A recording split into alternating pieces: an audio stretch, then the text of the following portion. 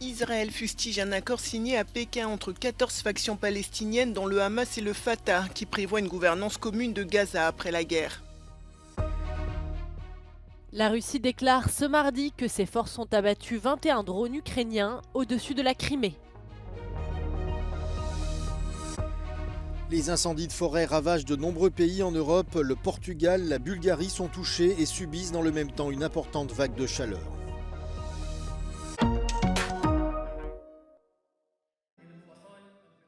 Aux côtés du chef de la diplomatie chinoise, 14 représentants de différentes factions palestiniennes réunis ce mardi à Pékin, ils ont signé un accord de réconciliation qui prévoit une gouvernance commune dans la bande de Gaza après la guerre. Parmi les signataires, Moussa Abou Marzouk, haut responsable du Hamas, et Mahmoud Aloul, l'envoyé du mouvement palestinien rival du Fatah, actuellement au pouvoir en Cisjordanie occupée.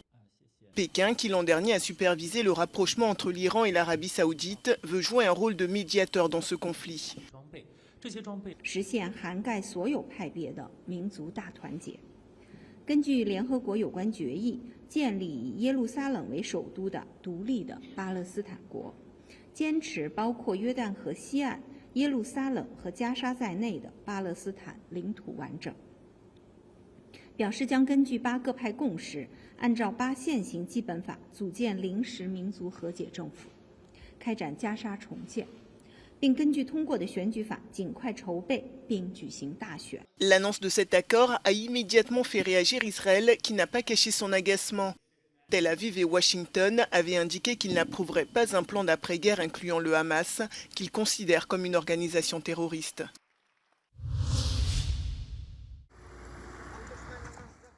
La Russie déclare ce mardi que ses forces ont abattu 21 drones ukrainiens au-dessus de la Crimée.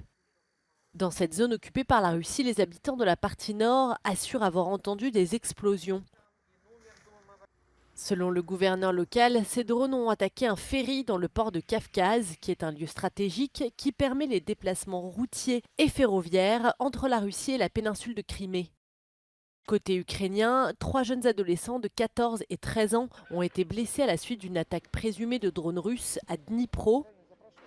La région de Donetsk a aussi fait l'objet de bombardements ces 2 derniers jours.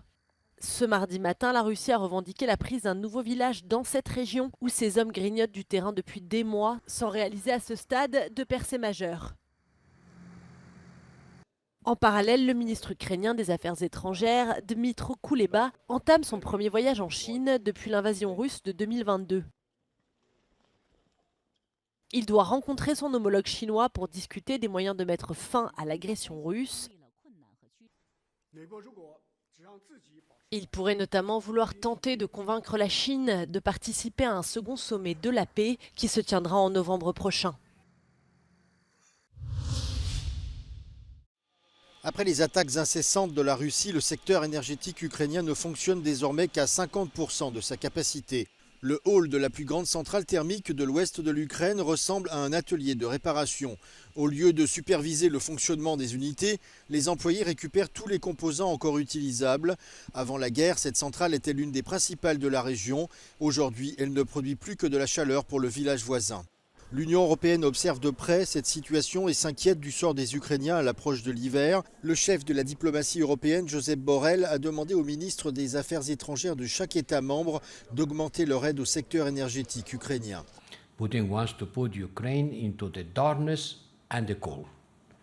And that's why the coming 2 or 3 months will be crucial. And we don't have time to wait before the winter arrives. I asked ministers to start mobilizing now to provide more power generation capacities to Ukraine.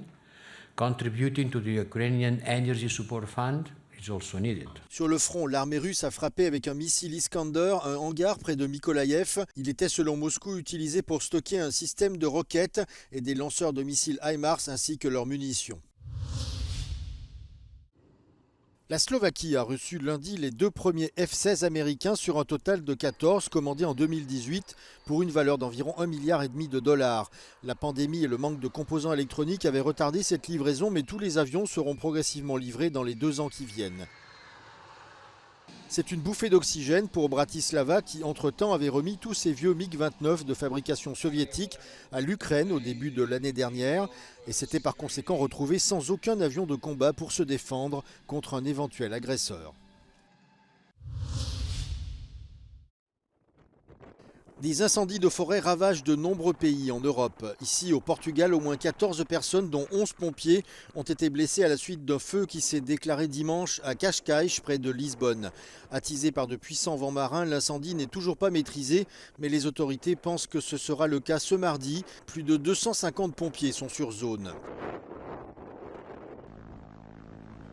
En Macédoine du Nord, c'est l'incendie du mont Serta, dans le sud du pays, qui inquiète le plus.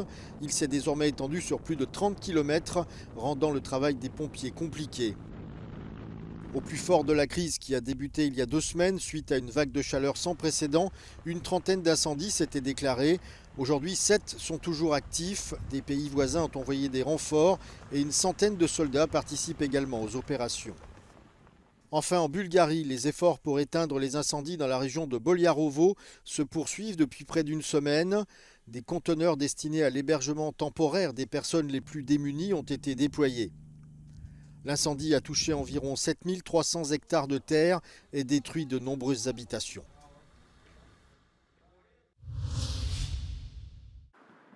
La filiale serbe du constructeur automobile Stellantis a inauguré ce lundi la production d'une Fiat Grande Panda électrique.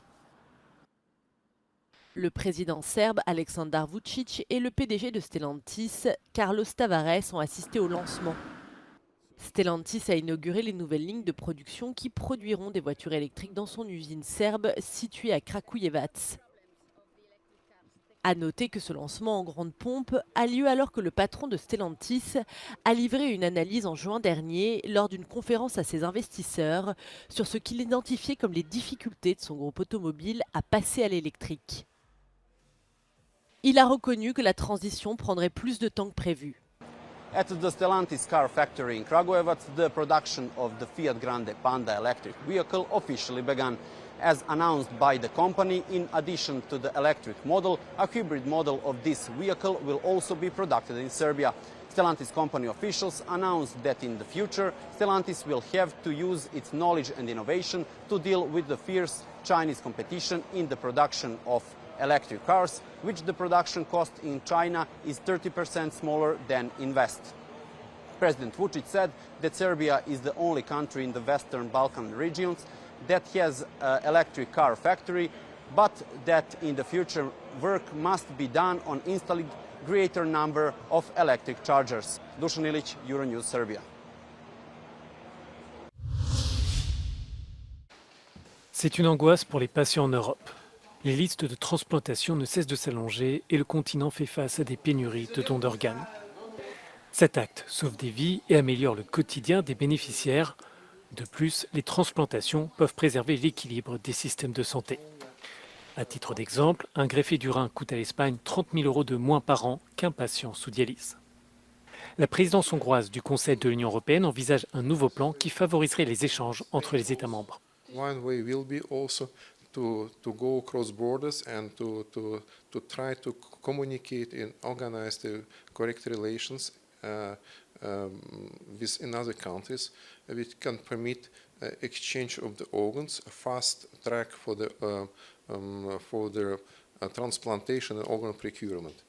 The next point can be also the transport of the organs. You know that there are a lot of obstacles, financial obstacles, which can block the fast transport, which can reduce the quality of the transplantation of the organs. L'Union a mis en place entre 2009 et 2015 un plan en faveur du don d'organes et de la transplantation qui a permis d'augmenter de 21% les donations à l'échelle européenne. Toutefois, cette tendance varie fortement d'un État membre à l'autre. Le taux annuel passe de 47 pour 1 million d'habitants en Espagne ou 31,5 au Portugal, à 2,1 en Bulgarie ou encore à 3,3 à Chypre. L'une des options pour encourager les dons consiste à faire appel à des donneurs dits marginaux, c'est-à-dire des personnes plus âgées ou des citoyens dont les organes sont en moins bon état. Il s'agirait d'une solution à court terme pour réduire les listes d'attente. The classical donor which exists before, I can say that a young donor who has some accident, a traffic accident or something like that, it's nearly disappeared from the scope because of the quality of life, because of the security in the roads, in the ways, and the security of the vehicles. So that it's now exception. Une autre idée évoquée est de convaincre certains États membres, comme l'Allemagne, de changer leur législation pour permettre à tous leurs citoyens de devenir donneurs, à moins qu'ils n'indiquent le contraire. C'est déjà le cas dans 18 pays, dont la France, l'Espagne et le Portugal.